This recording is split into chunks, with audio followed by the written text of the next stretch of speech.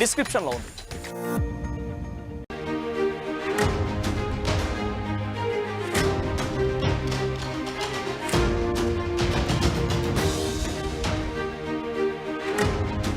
Breaking news చూస్తున్నారు. మాజీ ముఖ్యమంత్రి కేసీఆర్ కు ముఖ్యమంత్రి రేవంత్ రెడ్డి ఓపెన్ ఆఫర్ ఇచ్చారు. ఎర్రవెల్లి ఫామ్ హౌస్ లో చర్చకు తాను సిద్ధమంటున్నారు ముఖ్యమంత్రి రేవంత్ రెడ్డి. మాజీ సీఎం కేసీఆర్ కి ఆరోగ్యం సహకరించకపోతే తామే ఫామ్ హౌస్ కు వస్తామంటున్నారు రేవంత్ రెడ్డి. చర్చకు తమ మంత్రులను పంపిస్తామంటున్నారు ఆయన. సీనియారిటీ సరిపోదంటే నేను కూడా వస్తా అంటూ చెప్పుకొచ్చారు ముఖ్యమంత్రి రేవంత్ రెడ్డి. మంత్రులతో మాక్ అసెంబ్లీ నిర్వహిద్దామంటూ కూడా ఇన్ఫాక్ట్ ఆయన చెప్పుకొచ్చారు. వాస్తవాలు ప్రజలకు తెలియాలన్నదే తమ ఉద్దేశం అన్నారు ముఖ్యమంత్రి. తెలంగాణ హక్కులను ఎవరికి తాకట్టు పెట్టమంటున్నారు ముఖ్యమంత్రి రేవంత్ రెడ్డి. తెలంగాణ హక్కుల విషయంలో దేవుడు ఎదురొచ్చినా నిటారుగా నిలబడి పోరాడతామంటూ చెప్పుకొచ్చారు. కొద్దిసేపటి క్రితం ఆయన మాట్లాడిన నేపథ్యంలో ఆయన ఈ సంచలన వ్యాఖ్యలు చేశారు. ఇప్పుడు ఓపెన్ ఆఫర్ ఇస్తున్నారు. తెలంగాణకు సంబంధించి ప్రస్తుతం ఎటువంటి రాజకీయ రగడ చోటు చేస్తుందో మనం చూసాం. మరి ముఖ్యంగా ఇటు మాజీ ముఖ్యమంత్రి కేసీఆర్కు ఓపెన్ ఆఫర్ ఇచ్చారు ముఖ్యమంత్రి రేవంత్ రెడ్డి. మాజీ ముఖ్యమంత్రి కేసీఆర్కి ఓపెన్ ఆఫర్ ఇవ్వడం జరిగింది ముఖ్యమంత్రి రేవంత్ రెడ్డి. హైదరాబాద్లోని ప్రజాభవన్లో కృష్ణానది జలాలపై ఆంధ్రప్రదేశ్ ద్వారా జరిగిన అక్రమ జల వినియోగంపై తెలంగాణ ప్రభుత్వం పవర్ పాయింట్ ప్రెజెంటేషన్ ఇచ్చింది. ఆంధ్రప్రదేశ్ ప్రభుత్వం అక్రమ జల వినియోగం చేస్తున్నట్టు ఆరోపణ నేపథ్యంలో తెలంగాణ ప్రభుత్వం పవర్ పాయింట్ ప్రెజెంటేషన్ నిర్వహించింది. ఈ పవర్ పాయింట్ ప్రెజెంటేషన్లో సీఎం రేవంత్ రెడ్డి మాట్లాడారు. కేసీఆర్ హయాంలోని ఆంధ్రప్రదేశ్ కృష్ణా జలాల్లో నీటి దోపిడీ మొదలైంది. ఏపీ కృష్ణా జలాల్లో నీటి దోపిడీ మొదలైందంటూ కూడా చెప్పుకొచ్చారు. అంటే ఆంధ్రప్రదేశ్ కృష్ణా జలాల్లో నీటి దోపిడీ మొదలైంది అప్పుడే అంటూ కూడా ఆయన చెప్పుకొచ్చారు. తెలంగాణ వచ్చాక కేసీఆర్ 10 ఏళ్ల పాటు ముఖ్యమంత్రిగా ఉన్నారు. కృష్ణాలో నీళ్లు తెలంగాణకు వచ్చిన వెంటనే ఒడిసి పట్టాల్సింది. వచ్చిన చోట వదిలేసి కర్నూలు నుంచి తిరిగొచ్చాక పట్టుకుంటామంటున్నారు. జూరాల నుంచే నీరు తీసుకుందామని చిన్నారెడ్డి ఆ రోజున సూచించారు. చిన్నారెడ్డిని కేసీఆర్ అవమానించారు. ఆ రోజే చిన్నారెడ్డి మాట కేసీఆర్ విని ఉంటే నీళ్ల దోపిడీ జరిగేది కాదు అంటూ కూడా ఆయన ఇక్కడ మాట్లాడారు. ఇక చిన్నారెడ్డి సౌమ్యుడు కాబట్టి ఏం మాట్లాడలేదు. ఈ ద్రోహానికి కేసీఆర్ను 100 కొరడా దెబ్బలు కొట్టాలి అంటూ కూడా ఆయన వ్యాఖ్యానించారు. అక్కడ ఇక మేం సరిదిద్దుతూ ఉంటే తప్పుదారి పట్టించే ప్రయత్నం చేస్తున్నారు, తప్పు చేసి మాపై నిందలు మోపుతున్నారంటూ కూడా రేవంత్ రెడ్డి ఆరోపించిన పరిస్థితి. ఇంకా ఎటువంటి అంశాలను ప్రస్తావించడం జరిగింది. దీంతో పాటు మరిన్ని అంశాలను ప్రస్తావించారు. బట్ ఇక్కడ ఏమంటున్నారంటే కనుక సరే ఇప్పుడు మీరే కనుక చర్చకు కావాలనుకుంటే చర్చ కోరుకుంటే అసెంబ్లీలో నిర్వహిద్దాం, లేకపోతే ఎర్రవెల్లి ఫామ్ హౌస్కి సంబంధించి అంటారా అక్కడ కూడా సిద్ధమే అంటూ కూడా చెప్పుకొచ్చారు. మాజీ సీఎం కేసీఆర్కు CM Revanth Reddy open offer ఇచ్చారు. ఎర్రవెల్లి ఫామ్ హౌస్లో చర్చకు తాను సిద్ధమంటున్నారు ఆయన.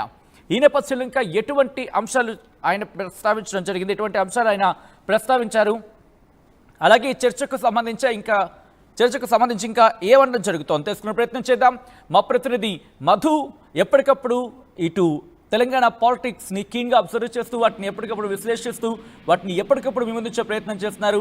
ఒకసారి మధు దగ్గరికి వెళ్ళే ప్రయత్నం చేస్తున్నారు. మధు, ఇంట్రెస్టింగ్ డెవలప్మెంట్కి ఏదో చెప్పుకోవాలి. ఎందుకంటే నిన్న మొదటి వరకు ఒక చర్చ అయితే ఈరోజు ఇంకో చర్చకు దారితీస్తున్న పరిస్థితి అని చెప్పుకోవాలి. మాజీ సీఎం కేసీఆర్కు CM Revanth Reddy open offer అంటూ చర్చ జరుగుతున్న నేపథ్యంలో ఎప్పుడు ఏం జరిగే అవకాశం కనిపిస్తోంది? నిజంగా ఎర్రవెల్లి ఫామ్ హౌస్లో చర్చకు తాను సిద్ధమంటూ చెప్పిన రేవంత్ రెడ్డి ఇటువంటి సినారియోలో ఇప్పుడు నిజంగా బీఆర్ఎస్ ఆహ్వానించే అవకాశం ఉందా, లేకపోతే బీఆర్ఎస్ యాక్సెప్ట్ చేస్తుందా? మరి ముఖ్యంగా మాజీ ముఖ్యమంత్రి కేసీఆర్ యాక్సెప్ట్ చేసే అవకాశం ఉందంటే చర్చ జరుగుతుందా బీఆర్ఎస్ లో? ఎటువంటి డిస్కషన్స్ ఉన్నాయి? ఎగ్జాక్ట్లీ, సవాల్ ప్రతి సవాల్ ఇదే కొనసాగుతా ఉంది. అధికార పార్టీ ప్రతిపక్షాల మధ్య, రెండింటి మధ్య నిధులకు సంబంధించినటువంటి విషయంతో పాటు ప్రస్తుతం కీలకంగా సాగునీటి ప్రాజెక్టులకు సంబంధించినటువంటి విషయంలో చట్టసభలో చర్చిద్దాం, అసెంబ్లీలో చర్చ పెడతాం అనేటువంటిది ముఖ్యమంత్రి నేను చెప్పాను. కానీ క్లబ్బులు, పబ్బులు ఇంకెక్కడో చర్చకు చేద్దామని కోరుతా ఉన్నారు అనేటువంటిది చెప్పే ప్రయత్నం చేశారు. దానికి శాశ్వతంగా కృష్ణా పరివాహక ప్రాంతానికి సంబంధించినటువంటి రైతులకు మరణ శాసనం చేసేటువంటి విధంగా కేసీఆర్ ప్రయత్నం చేశారు. అయినా ఈ అధికారం బీఆర్ఎస్ పార్టీకి ఎవరు ఇవ్వలేదు అనేటువంటిది ఆయన ఈ రోజు పవర్ పాయింట్ ప్రెజెంటేషన్ సందర్భంగా జరిగినటువంటి సమావేశంలో ఆయన ఈ స్టేట్మెంట్ చేశారు. ముఖ్యమంత్రి రేవంత్ రెడ్డి చాలా క్లారిటీగా మాట్లాడే ప్రయత్నం చేశారు. ముఖ్యంగా ఆ రోజు హైదరాబాద్ కి సంబంధించినటువంటి తాగునీటి అవసరాల కోసం మినహాయించిన తర్వాతే మిగిలిన జలాలపైన చర్చిస్తామనేటువంటి స్టేట్మెంట్ చేస్తుంటే ఈ రోజు పరిస్థితి వేరే ఉండేది. తెలంగాణలో ముఖ్యంగా హైదరాబాద్ లో 1 కోటికి పైగా జనాభా పెరిగిపోయింది. వారికి తాగునీరుకు నిత్యావసర వస్తువులకు నీటిని సప్లై చేయాల్సినటువంటి బాధ్యత రాష్ట్ర ప్రభుత్వం మీద ఉంది. కానీ ఈ రోజు సిచ్యువేషన్ చూస్తే అట్లా లేదు. ఇప్పుడు వారితో జరిగినటువంటి ఒప్పందం ప్రకారం నీటి వాటా కోల్పోయేటువంటి పరిస్థితి ఉంది అనేటువంటి స్టేట్మెంట్ చేస్తా ఉన్నారు. కాబట్టి ఈ అంశానికి సంబంధించి పెద్ద ఎత్తున చర్చ జరగాలి. ఫామ్ హౌస్ లో అయినా పర్వాలేదు, నేను చర్చకు సిద్ధం అంటూ స్టేట్మెంట్ చేశారు.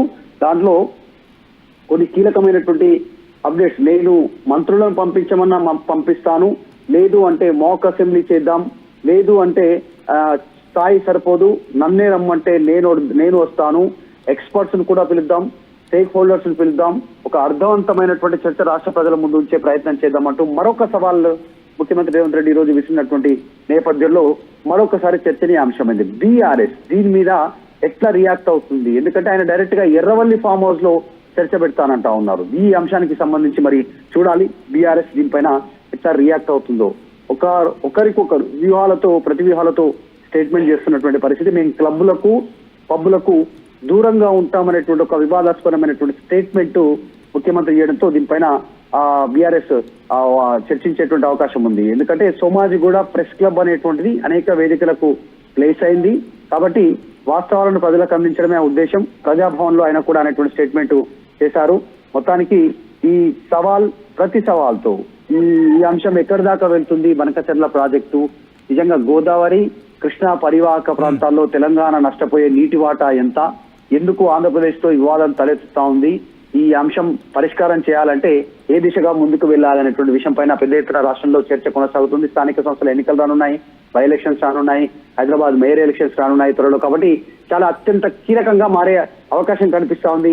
సచిన్, ఇప్పటికే ఈ అంశం పైన మొన్న ఎల్బీ స్టేడియంలో ముఖ్యమంత్రి స్టేట్మెంట్ చేశారు చర్చకు రావాలని. దానికి కేటీఆర్ ప్రతి సవాల్ విసిరారు. సోమాజిగూడ ప్రెస్ క్లబ్ కు వెళ్లారు. దానికి ఆయన రాలేదు, ఢిల్లీ పారిపోయారనేటువంటి స్టేట్మెంట్ చేయడంతో ఈ రోజు మళ్ళీ పవర్ పాయింట్ ప్రెజెంటేషన్ లో ముఖ్యమంత్రి రెస్పాండ్ అయ్యారు. మరి ఎక్కడి దాకా వెళ్తుందో చూడాలి. రేపు బీఆర్ఎస్ దీని మీద రెస్పాండ్ అయ్యేటువంటి అవకాశం కనిపిస్తా ఉంది. వాళ్ళు మాత్రం ఒకటే చెప్తున్నారు. ఎందుకంటే కొద్ది రోజుల క్రితం ఇటు బీఆర్ఎస్ వర్కింగ్ ప్రెసిడెంట్ కేటీఆర్ మాట్లాడుతూ, మీకు కేసీఆర్ ఎందుకు, మీకు మా సామాన్య కార్యకర్తలు చాలు, నేను వచ్చాను కదా నాతో మాట్లాడండి అంటున్నారు. సో వాళ్ళ వర్షం చూస్తే కేసీఆర్ని తెర మీదకు తీసుకొచ్చే అవకాశాలు ఇక్కడైతే మాత్రం క్లియర్ కట్గా కనిపించట్లేదు ఎక్కడా కూడా. సో ఇప్పుడు కాంగ్రెస్ ఏం చేయబోతుంది? ఎందుకంటే కాంగ్రెస్ ఒకటే అంటోంది, మాజీ ముఖ్యమంత్రి కేసీఆర్ ఇటు అసెంబ్లీకి వచ్చి మాట్లాడిన చర్చకు సిద్ధం, లేకపోతే వాళ్ళు అడిగి ఒకవేళ ఆయన ఆరోగ్యం సహకరించకపోతే కనుక ఎర్రవల్లి ఫామ్ హౌస్కి వచ్చినా మేము చర్చకు సిద్ధం అంటూ కూడా చెప్తున్న నేపథ్యంలో ఈ రెండు ఎక్కడైనా కామన్ పాయింట్ ఏమైనా కనిపిస్తోందా? ఇటు బీఆర్ఎస్లో ఎటువంటి డిస్కషన్ ఉంది, కాంగ్రెస్లో ఎటువంటి డిస్కషన్ ఉంది? ఎగ్జాక్ట్లీ, నిజంగానే ఇప్పుడు సాధారణంగా ఆరోగ్యం సహకరించట్లేదు. కొద్దిసేపటి క్రితం కూడా ఒక కీలకమైనటువంటి స్టేట్మెంట్ వచ్చింది.